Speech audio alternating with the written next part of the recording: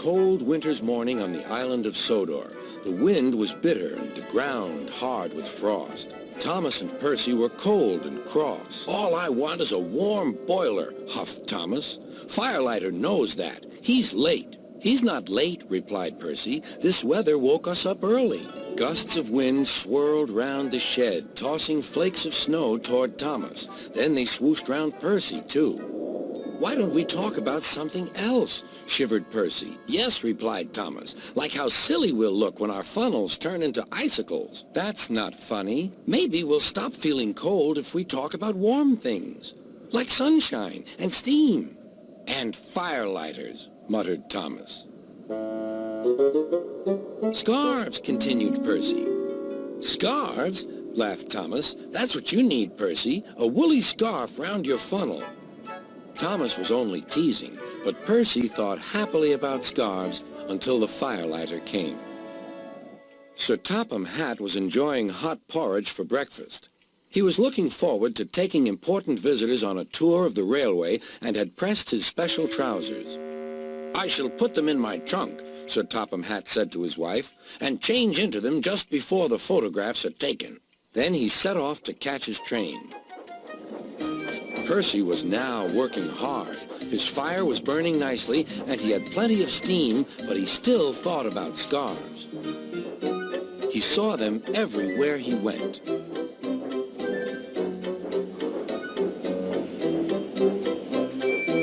"My funnel's cold, my funnel's cold," he puffed. "I want a scarf, I want a scarf."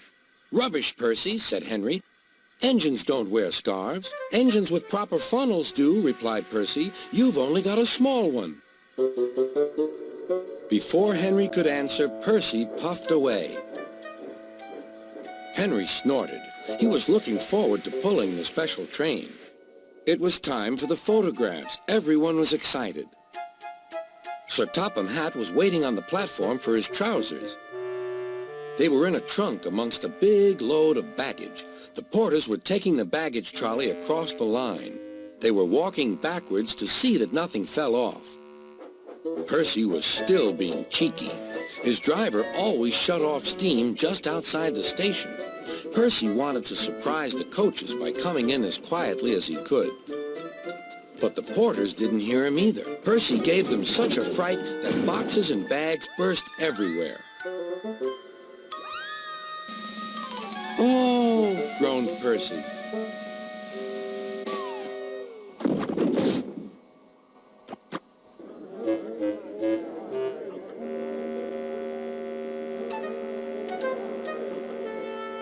Sticky streams of jam trickled down Percy's face.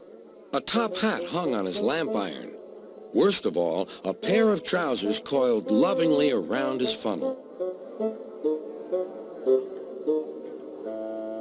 Everyone was very angry. Sir Topham Hatt seized the top hat. "Mine," he said.